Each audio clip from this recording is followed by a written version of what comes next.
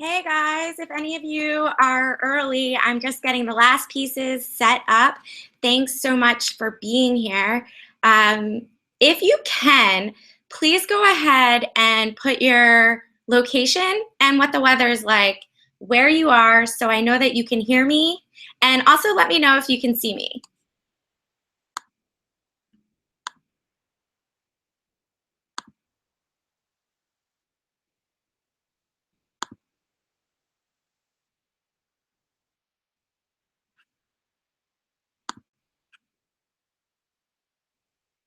So just a few more minutes. Let some people get in there. I see you, Belma. Thank you so much. Great. I really struggled today to try to use some other technology to make the streaming easier. Couldn't get it to work the way that I wanted, so I decided to just use what we used 3 months ago.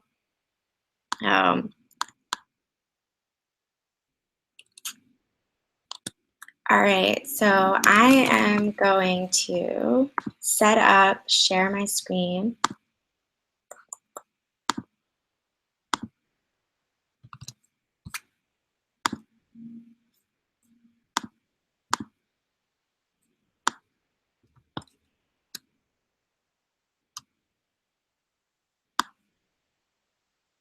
Great.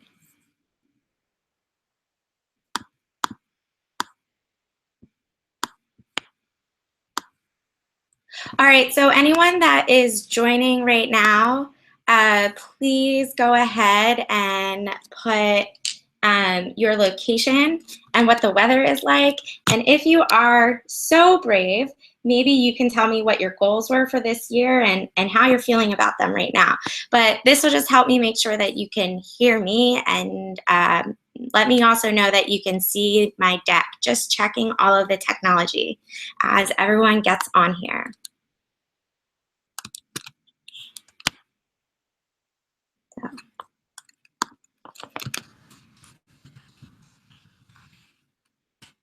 Hey, Stu, thanks for joining us. Hey, Melissa. Great. Awesome. Great. Very cool. I will wait like maybe one more minute and then we can get started. So, Stu, did you see me post this on Facebook, or where did you hear about it?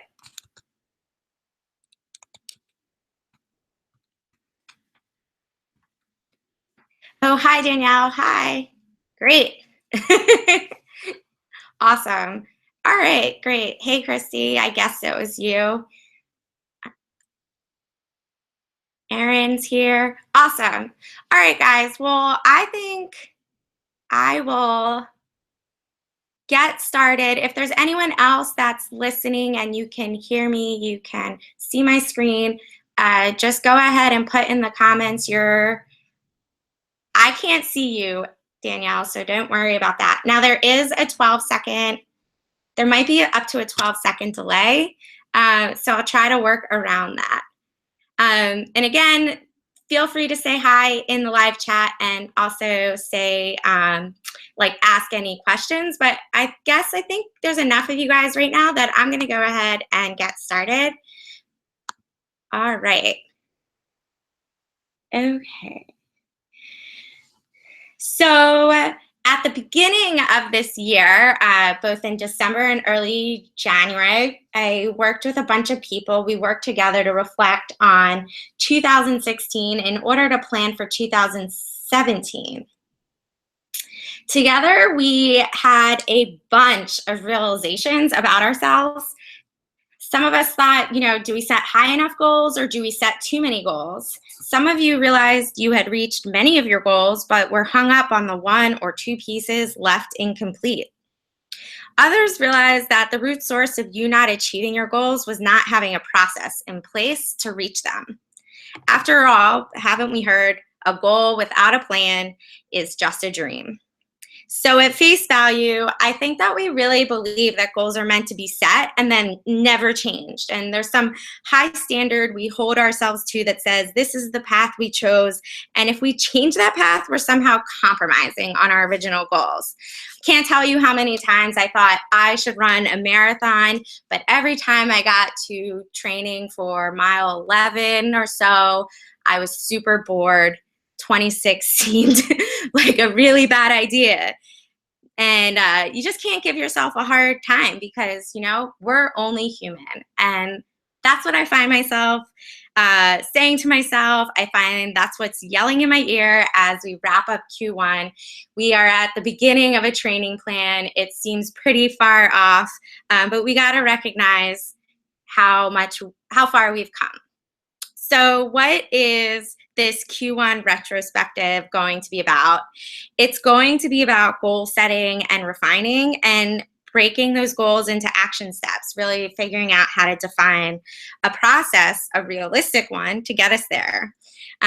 It's an opportunity for us to kind of look at what lessons we've learned over the past 3 months and realize, there is no failure, just learning lessons. So we'll recognize our successes, we'll identify what we learned, and we'll hit reset going into Q2.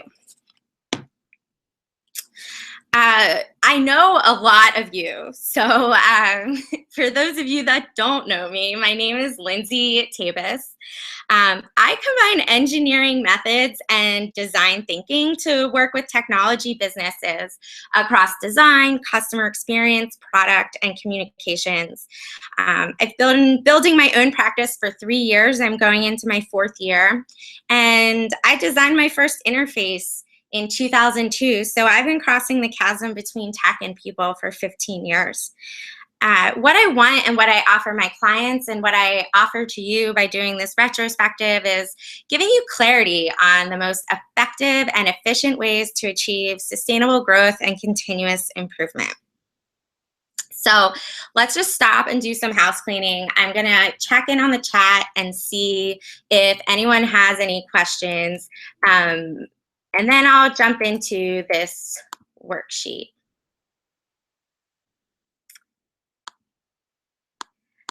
So Erin is saying that she's not seeing the screen share anymore. Is that the case for everyone else?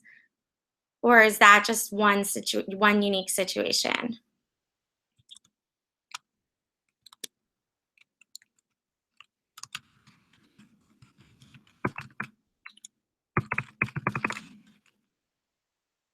Okay. I'm just going to talk about these worksheets really quickly. This session's about an hour, so we have 53 minutes left. It'd be great if you could close out any other distractions so that you can focus 100% on you. If you signed up for the Eventbrite, I shared these worksheets yesterday.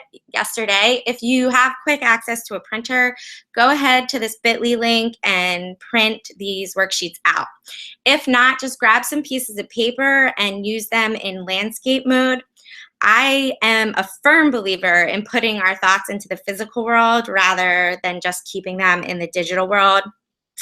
And the last note is that this, unlike a lot of other webinars and workshops, I'm not teaching you a process that you cannot do right now. We're going to go through it and do the pieces right now. It will be an opportunity for you to start asking and answering questions of yourself. And I really encourage you to participate alongside. We may move quickly, but we will fit everything in an hour.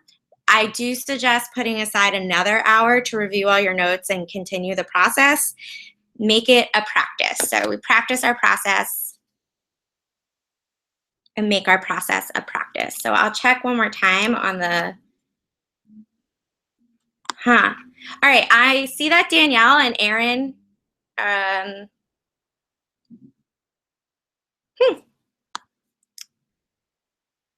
just going to refresh my screen share really quickly and see if that helps. Hey, guys.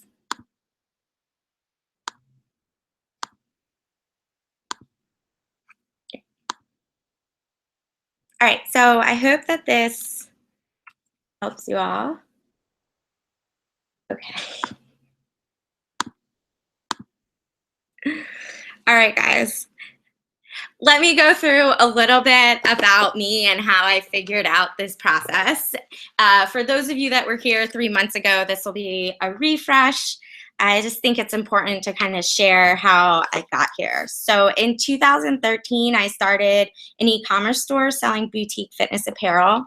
And in 2014, I left my full-time job and was freelancing to get by and using that money to work on my store. I picked up some awesome clients in the startup and tech world, and I had pockets of steady work. But I got to the end of the year and I realized that e-commerce is all digital marketing. I wasn't interested, and I was making money doing kind of UX design and product. So in 2015, I closed my business and I focused on building this practice. It started off great. But then, like a lot of entrepreneurs, I got hit hard by taxes and I had to sacrifice my entrepreneurial and creative side to take this 6 month, full-time gig. And it had me working like a full-time employee. So during that time, I was kind of grabbing on to creative projects. I worked on developing a TV show. I thought about buying an apartment. I designed a portable standing desk. And ultimately, after the 6 months, I was entirely disconnected from the path that I was on. So 2 years down, I was seriously burnt out. I felt like I had nothing to show for it. I had lost a lot of momentum. I wasn't sure where to start. Worse, I felt like I was starting from scratch, and all these other creative projects that were out there, they just never materialized. So I didn't have a sense of achievement or any benefits that I had from that energy. So in 2016, I was totally burnt out and I needed to lean into it instead of running away. I actually contemplated that I needed to go work at a grocery store up in the mountains and become a ski bum so that I could figure out a different path in life. But that wasn't the answer. The answer was to take some time off working from clients and look at what I had accomplished and what problems I had faced. I hit this point really where I understood that my goals felt unclear. They seemed like goals I grabbed onto because they made sense, but not because they were mine. So I took this step back. It propelled me forward. And what did I do? This solution. I spent a significant amount of time reflecting because I had 2 years to look at, and I went through journals. I highlighted the important things. I added Post-it notes to pages where I had good ideas and thoughts, and I crossed out any writing that was just no longer valuable. I followed my journey of what I had done, and I started to categorize my accomplishments and my quote-unquote failures. I used this tool that I'm going to share with you today called the Retrospective.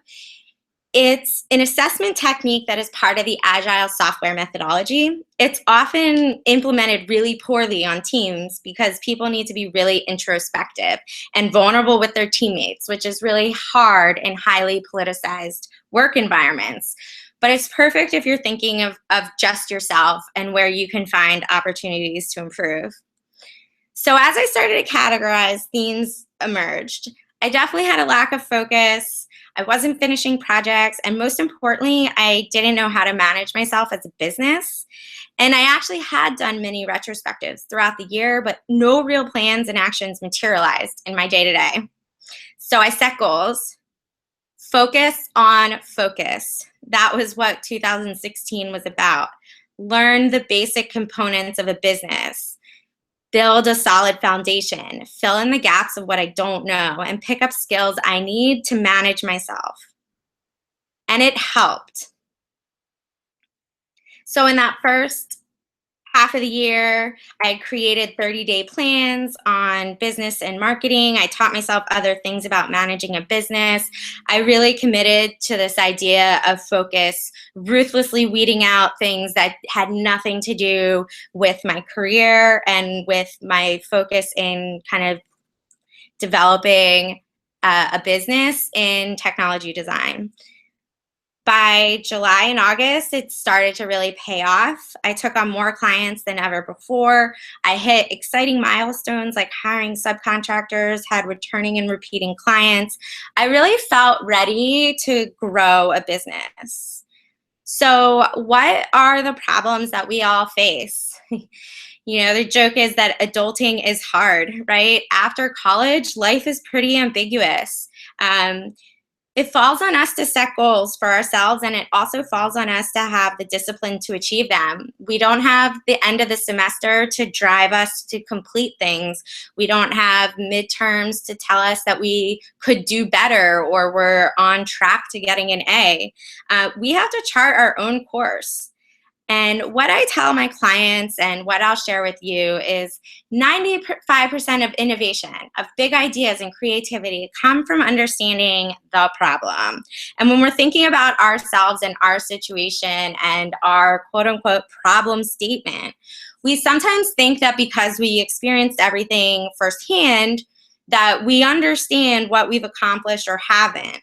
But we actually need to set time aside to kind of evaluate and marinate in our own situation. So the question really is like, how can we reflect in a structured way so that we have results to walk away with?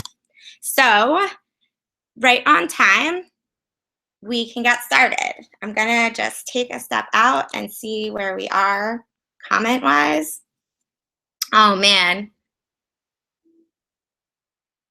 Maybe I have to stay on the YouTube window.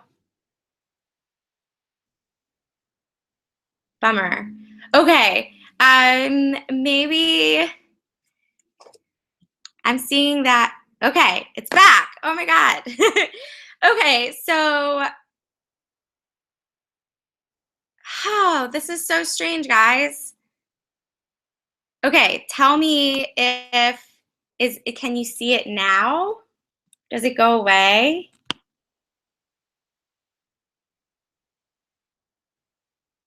Basically, what I did was I came out of play mode.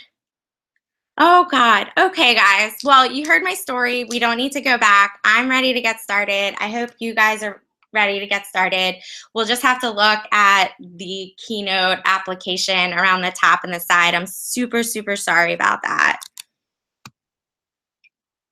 Okay, great. All right, so apparently I cannot go full screen with Keynote and lose the you guys won't see it when I go full screen and press play. So I will keep it like this and we'll go from here. I'm super sorry about that. All right, so here's the interactive part and we're ready to get started. I think that some of you probably have already set goals and some of you are kind of coming here to say, I need to set new goals. So if you have set goals and set resolutions, go ahead and start to jot them down. How are you feeling at coming into the year, and what expectations did you have for yourself, your business, your career, your life? If you didn't really set resolutions and goals because that wasn't your thing, take the time to think about your list of shoulds. What have you been telling yourself in your head that you should do? Like, I should lose weight. I should go to the gym in the mornings. I should be posting content more often. I want to go to yoga at night. I need to make new friends, or I need to go to networking events. What are these things that you're telling yourself? And if you need some ideas, think about these categories of your life. What kinds of thoughts are you having, and kind of different goals and things you'd like to do in these different categories of your life? Okay, great. All right, so you should be writing those down. For me, I had words like stabilize, save, and focus, but I also had some specific things I wanted to do around my business that I was driving to as well, like getting my new website up. So now that you've written down your goals, I'm going to take out a timer just to keep us paced. So now that you've written down your goals, now what's really important? If I gave you 15 points, how would you distribute those points against your goals? Think about how soon does this goal need to happen? How much value or impact will achieving this goal have on me? If I achieve one of these goals, will it make the other goals easier? When push came to shove for me, I could write down like 10 different things that I wanted to do and goals that I had. But when push came to shove and I had to add points to goals, only 3 goals got points. So really think about that.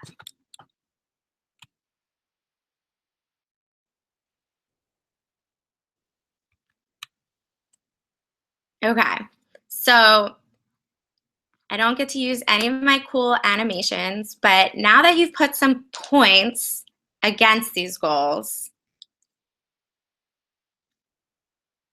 it's probably easy to rank them. What got the most points? And what got the least points? Like I said, out of 8 to 10 goals I wrote down, I only gave points to 3 of them. But most importantly, how do you think you've been spending your time? If you happen to have a timer, I use Toggle. I can actually see how I am spending my time, and I can see that I'm spending 40% of my time on a goal that, when push comes to shove, is not actually getting any points for me. So, does your time reflect the way your goals are ranked? And then where are you getting results? If you had to say, how far along am I on some of these goals? Are you making progress? Do you have enough time to achieve all these things? Are some of these goals achievable in a few months versus some of them are definitely going to take you all year?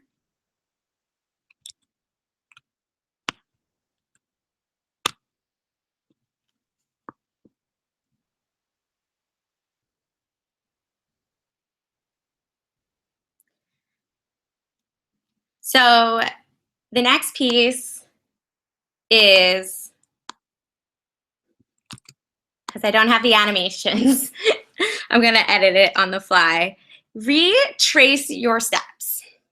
Pick one of your goals, either your most important goal or the goal you think you've been spending the most time on. And try to break down your decision-making process since January. I'll show you what mine looked like. So if you were with me at the beginning of the year, I said that I wanted to figure out marketing that works for me, something that I could regularly stick to. And so I made a content plan, I laid out topics, and I executed. So that's positive. But on the negative side, I realized it really wasn't helping me get clients. So on the positive side, I realized that and I put a new process in place. But then I realized that those two things weren't really lining up. So then I went upstream and took a step back and looked at my strategy and planning so that I could make sense of what was coming out of that. I made a lot of great progress on how I talk about my business, but I know it's still not there yet. So for the steps and the decisions that you make, we make so many decisions and so many adjustments. Add a plus sign or a negative sign, or if you're feeling neutral about it, put an N. Put that on each step to kind of reflect how you feel about it. And give yourself credit for when you made adjustments and you course corrected. All right.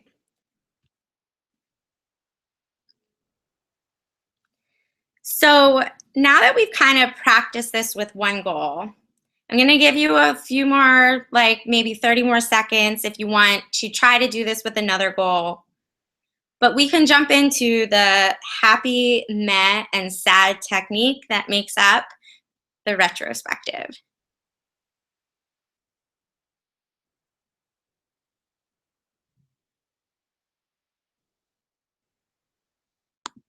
All right. So when if you did not print out their worksheets, take a fresh new piece of paper, divide it into threes, create a happy column, a meh column, and a sad column. So on the happy side, what went well? What are you proud of? List your successes here. If you broke down your steps, where are they laying out across these columns? Sometimes you have a lot of happies and a lot of sads, but no meh.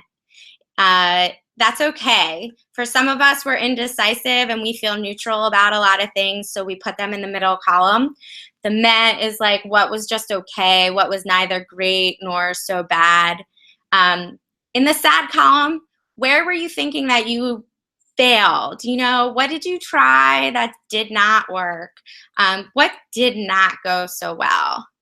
Um, Try to start to lay out these steps. The steps you retraced on the previous slide, lay them out across these three slides. And I'll give you an example of what mine looks like.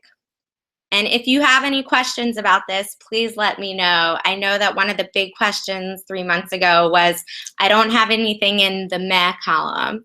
Is that a bad thing? It is not a bad thing. That's A-okay.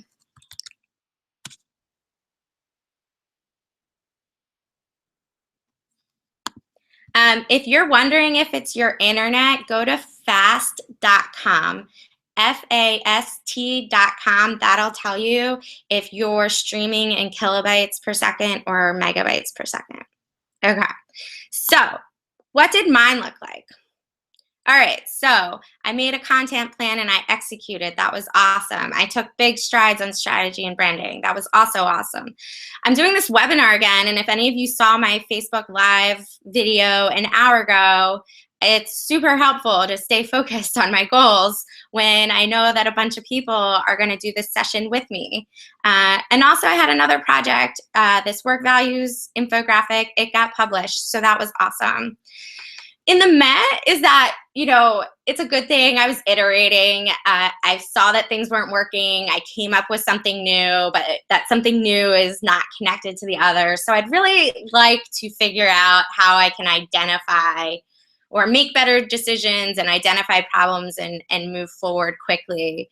On the sad side, I wasn't doing stuff that was necessarily tied to my business outcomes. And when I look back and I think about the goal of find a marketing process that works for you, there's no definition around that. And what does that actually mean?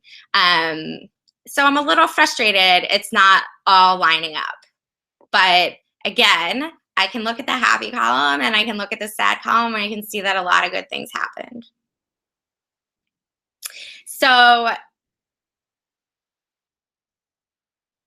last time, and I showed this slide before, last time we used these 5 categories to drive the process, filling out happy, meh, and sad around the progress we made in health, work and career, family and relationships, fun, and finances.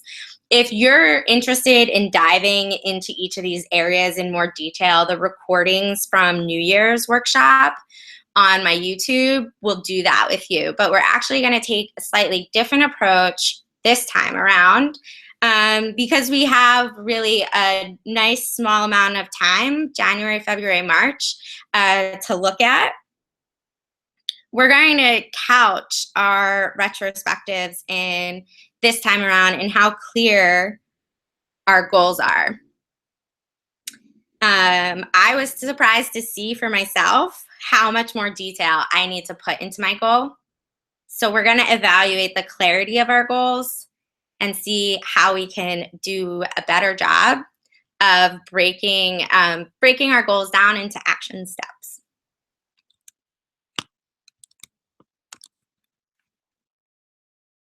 Okay. All right, Danielle, I'm glad you're back with us.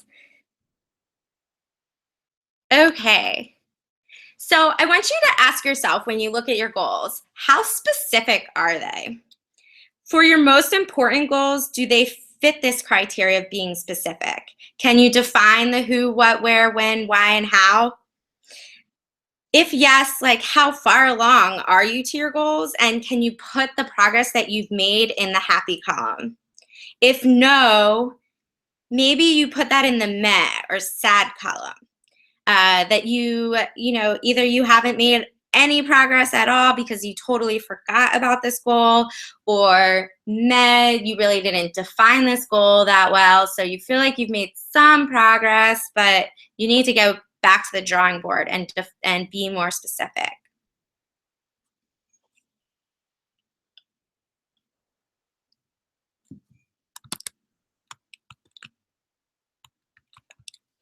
Okay. The next question, if you're familiar with what SMART goals mean, is how measurable are your goals? Is there a number associated with your goal? This could be a dollar amount, like pay myself $5,000 per month or go to the gym 3 times per week. But make sure that number has meaning. When I see someone say, go to the gym 3 times per week, what result are you trying to get out of going to the gym 3 times per week? Is it just consistency, getting yourself there, or are you trying to see something happen on the scale or the way your clothes fit? If there's no number with your goal, do you have a good reason? If your goals are measurable and you have clear metrics, put that in the happy column. You have a clear goal, you have a number associated with it. How much are you keeping that number in mind? And if you're closing in on your goal, think about what helped you get there. So what kind of habits, what kinds of activities, what kinds of things are you doing right now that are working for you? Again, that should go in your happy column. And if you're nowhere close to that goal, think about what kinds of things are holding you back. In the weight loss or getting fit example, do you have a spouse or partner that's not supporting you? That might be something you put in the sad and you need to talk about with that person.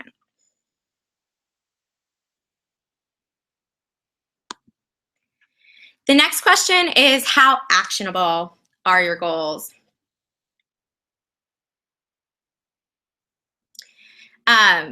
Is this something that is under your control? Do you know the steps you have to take to get there? Is it something that you can actually work on?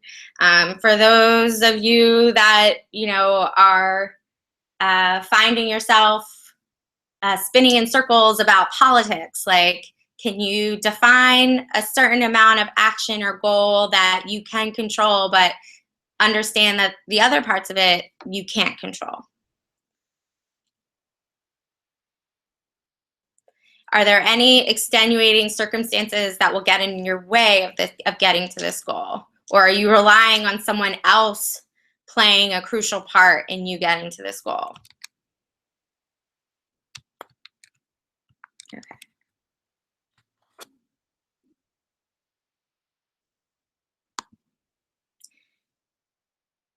I'll be the first to admit that I set unrealistic goals. For instance, at the beginning of this year, I made it my goal to publish 8 videos on YouTube over 8 weeks or 12 weeks. I even thought that I would check in the first week of April to see if I could increase that to 2 videos per week. It's not realistic. As a friend said to me, I'm not a content machine. I could definitely put that as a sad at this point, is that I continue to set some unrealistic goals. It's also could be a happier meh because I'm pushing myself hard and I'm holding myself accountable. But I know some of you watching know that for sure I might push myself too hard. So high goals are good. They push you, but constantly setting goals you cannot achieve can also be extremely demoralizing. So just as the quote at the beginning of the hour said that, she set reasonable goals and she achieved them, but she also knew that she set them too small and she could push herself harder. I think a lot of people probably set too aggressive goals and need to scale back. So really think about the time that you have to dedicate to each of the things you're striving to get done. There could be too many goals. There could be conflicting goals. Think about how realistic is that you can achieve these things in the time span of a year. It doesn't, and again, just like I said at the beginning, it doesn't mean that you are somehow not achieving your highest potential by saying, you know what, I'm going to run a half marathon this year and think about doing a marathon next year. So you could say that you want to pay yourself $20,000 a month by the end of the year. If you don't have a realistic plan to get there, maybe you want to adjust your expectations down. So the final question, and this is why I have a match, because you need to light some fire under your butt. Do your goals create any sense of urgency for you? And I'll tell you a story. Last year, I was working on this work values infographic on the employee experience, and I really wanted to get it done by the end of the year. And I needed to create accountability for myself. And I realized that I would not end up producing anything if other people weren't waiting to see it. So I invited 7 or 8 people interested in the subject to review the draft infographic with me on a specific date. So I picked 3 weeks ahead of time. I set up a video conference call. I created the invite, and it created this sense of obligation, this extrinsic motivation for me to finish this work. And that's the same thing that this webinar has done for me over the past 2 weeks. Do you need to do that? It's okay if you need to do that. I met someone recently who is designing her own fabrics, and she continues to tell her friends that her studio is open. She'd love to get feedback. They should come by, but no one's coming. And so she's moving really slowly. I told her that she needed to specifically invite people to her studio on specific days, bring, a bottle of wine, and get them to look at her fabrics. You know what? I wasn't sad when she had to cancel plans with me, because she did just that, and she was getting stuff done. So look at your goals and ask yourself, in any way, and how can I better hold myself accountable?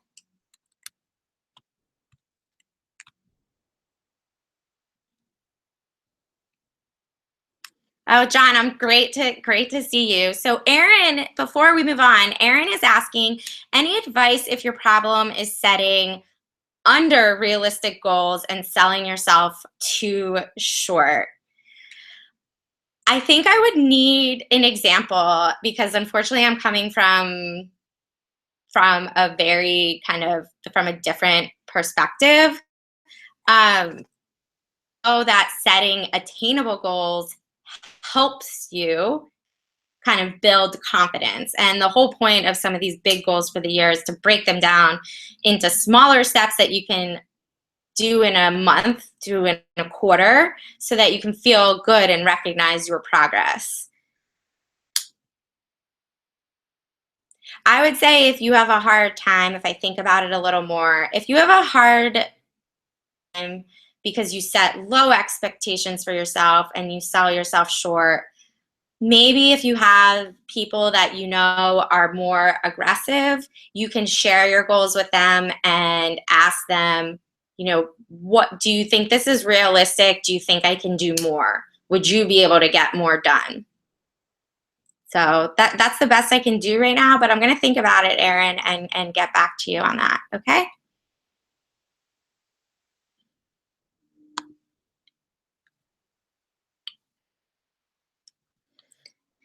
All right, so what would my happy, mess, sad look like if I looked at my goals to see how smart they were? For some of my goals, they were very actionable. 1 email newsletter a month over the course of 3 months, and I did a fairly good job sticking to it. I also realized that I did also do a lot of iterating, and I updated my plans, and I stayed open to kind of updating and improving and iterating, and I felt really good about that. Some of the specific micro goals were a little much. So just like I was saying with the 8 videos on YouTube, like that was too much. I really barely kept up with that one. So I definitely need a better definition for timeliness than just this year also. So one of the things I started to do yesterday was break up, my long-term revenue goals and my long-term client goals into smaller goals per month. So how many do I want by the end of May? How much do I want by the end of June? Break it up into just smaller goals. And then I think, one of the big things is I wasn't specific enough on what, figuring out a marketing thing that works for me means. Marketing is all new to me, and I just figured I needed something that I could stay consistent with. Well, it's not particularly measurable to just say that. So I need to focus on the outcomes. I'm going to go back and see if there's any questions.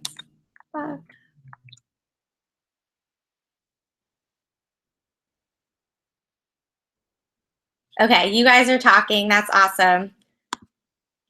Thelma is definitely a great person to talk to about this stuff, so I would definitely encourage you all to connect.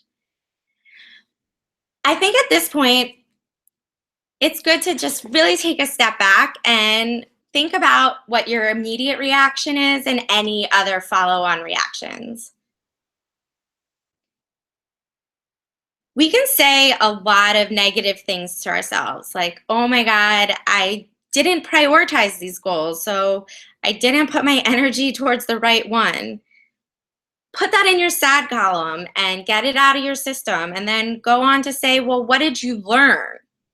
What did you gain from that? I can say that, my keyword was focus, and by all standards, I did a really good job on focus. It was the other parts.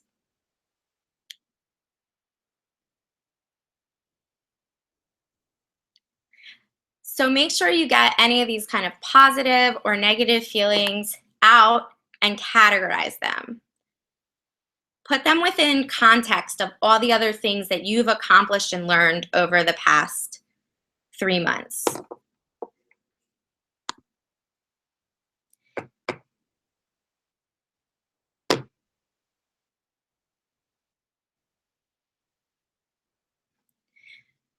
So I'm just going to flip over to the chat again.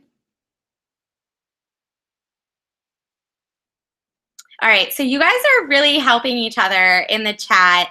Does anyone else have any questions about the process that I've showed you today? Is there anything I didn't cover? Stu's asking if any of my goal setting is rooted in any academic research. I will say at first instinct, no. I'm not sure where the Agile retrospective methodology came from, but I learned it at Pivotal Labs. I worked with them for 1.5 years between 2012 and 2013. SMART goals are something that is taught in a lot of MBA programs. So a lot of people actually dismiss SMART goals because it's very academic sounding. It reminds them of something their teacher told them to do, or it reminds them of something that their manager told them that they needed to do. But I can't tell you exactly the source of the SMART goals.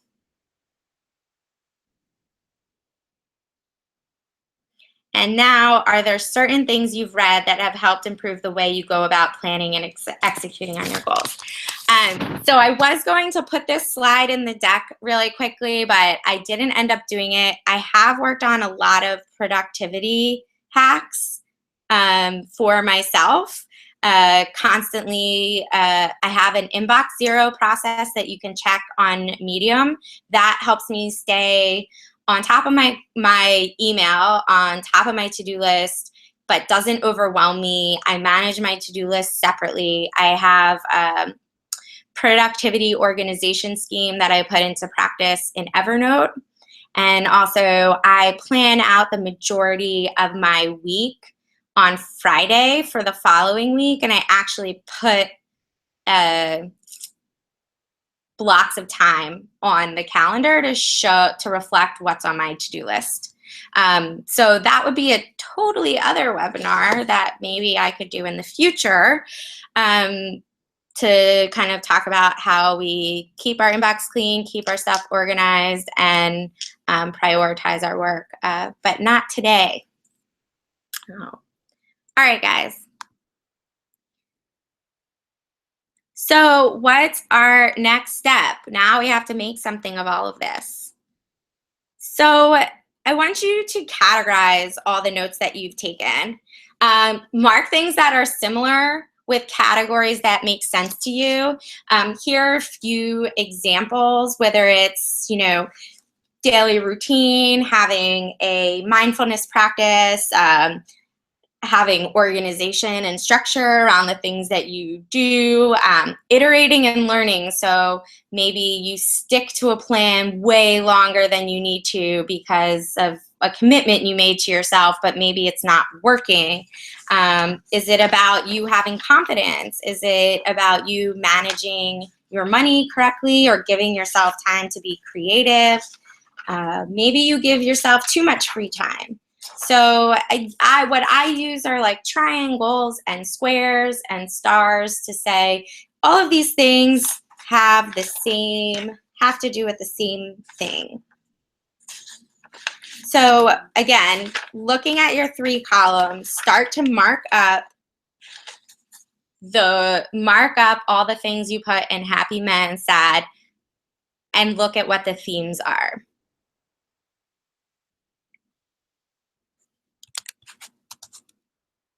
Okay. The next thing we're going to do, looking at those, is fill out the next column. So I hate that I don't have animations for you guys, so I'm going to rip this apart. We want to reset our goals by thinking about what we should start doing, what we should stop doing, and what we should continue doing. So if I were to use the example that was going on in the chat, I might say, I need to stop selling myself short, and I need to start validating my goals with people that seem to be more aggressive than me. So continue might be, for instance, a good, like for me, I'm doing good inbox zero practice, so that's something that I want to continue. It's enabling me. So this should start to help you here. In the start column, think about what you can do to address the things that did not go well. And how can you change any of the bad habits?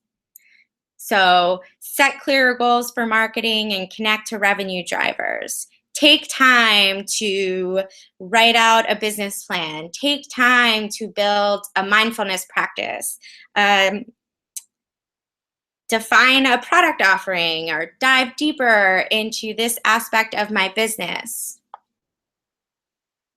Use these kind of fill in the blank prompts to think about where you need to focus your energy going into Q2.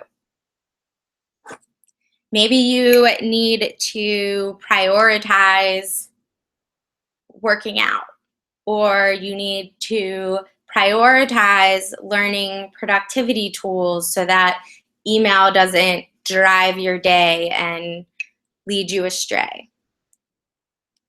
In the stop column, think about what your bad habits were. For me, it's setting unrealistic metrics that aren't tied to my ultimate goals. I really need to stop doing that and think about what the triggers are. Why do you continue to do that bad habit?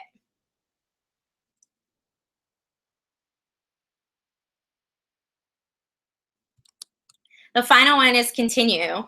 Think about all the things that have helped you get to the column that is everything in your happy column. So what kinds of things did you do well this quarter that you want to continue doing next quarter? So a lot of the things that I said that I shared with Stu's question about inbox zero and grooming my notebooks and organizing my notes, prioritizing and planning each project, ruthlessly focusing on my goals and iterating, like those are all things I want to continue doing because those are definitely helping me get to all those happies.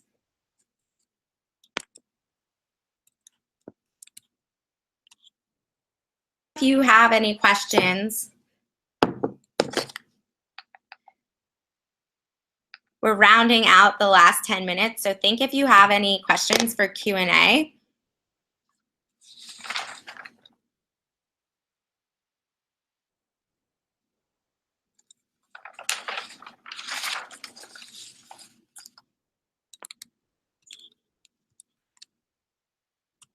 I imagine all of you furiously writing on your notes. I hope that you're challenging yourself. I hope that you can kind of get out of the weeds and see the big picture.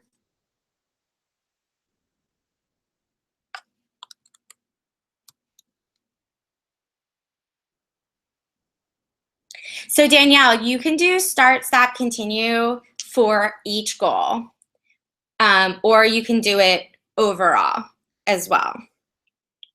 So I definitely would encourage you to dive into like the happy, men, sad for each goal, and then start, stop, continue.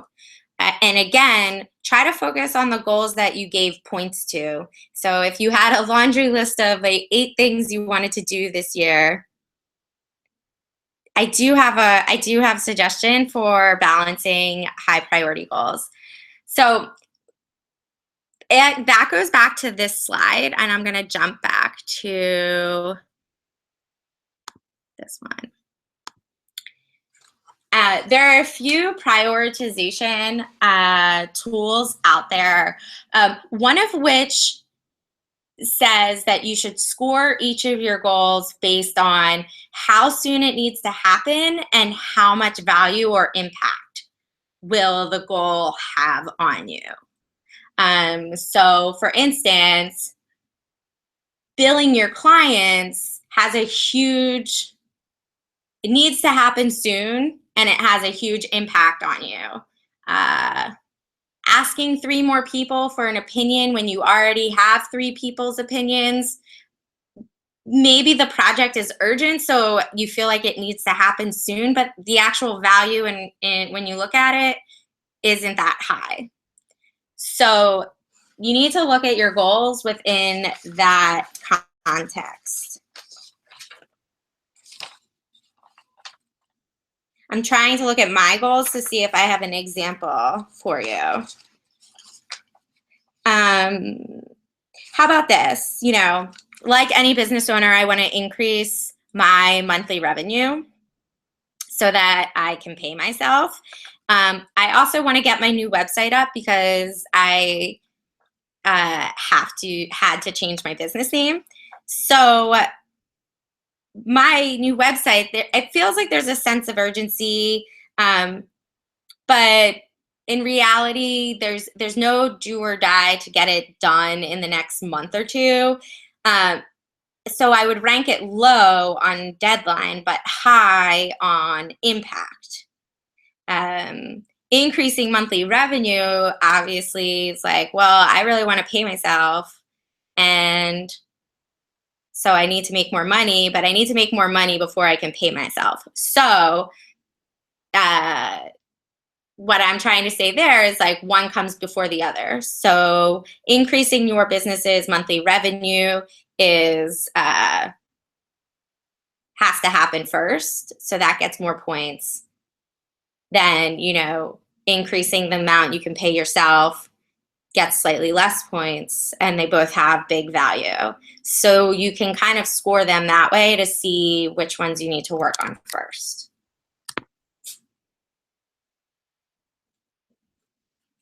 I hope that helped you, Danielle.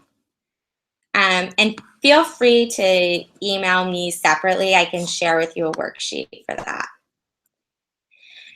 So as we're wrapping up, it's the last kind of 5 minutes.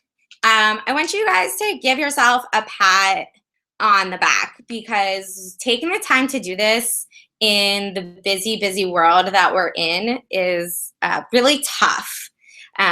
It's really hard to take a step back and evaluate where you are when you feel like that there's so much more you need to actually do.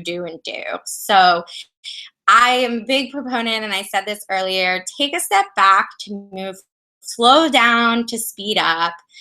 You have your, 1, 2, 3 steps in your start column that hopefully are going to get you closer. You stop, you can identify things that are holding you back. A lot of people say get rid of anything that doesn't make you happy. So think about it from that perspective too. And continue should be an awesome, all your awesome accomplishments so far. Any new habits and new things that you're doing, keep sticking with them as they help propel you forward. And on that note, I'll check the comments again. I'm putting up my information. I actually want to try something new after this. So first, if you have questions or you want to follow up, here's the way to get in touch with me. Make sure we're friends on Facebook. Make sure we're connected on LinkedIn. Follow me. I'll follow you back on Twitter. Send me an email. You should have my email address. Write that down. And what I'm going to put in the chat actually is, Melissa, give yourself a break. You had twins, so I hope, be realistic. But there is a great video chat website called, founded by a friend of mine, Kiki Schur. Her website is wekiki.party, and I'm going to jump over there and create a chat room. So if any of you want to jump in there, and chat with me, you'll see me load that up in a second. I'll hang out for the first 5 or 10 minutes until 5:10, and if no one else shows up, then I will bounce. Gotta go see a college roommate of mine. Otherwise, I'm gonna say goodbye. It looks like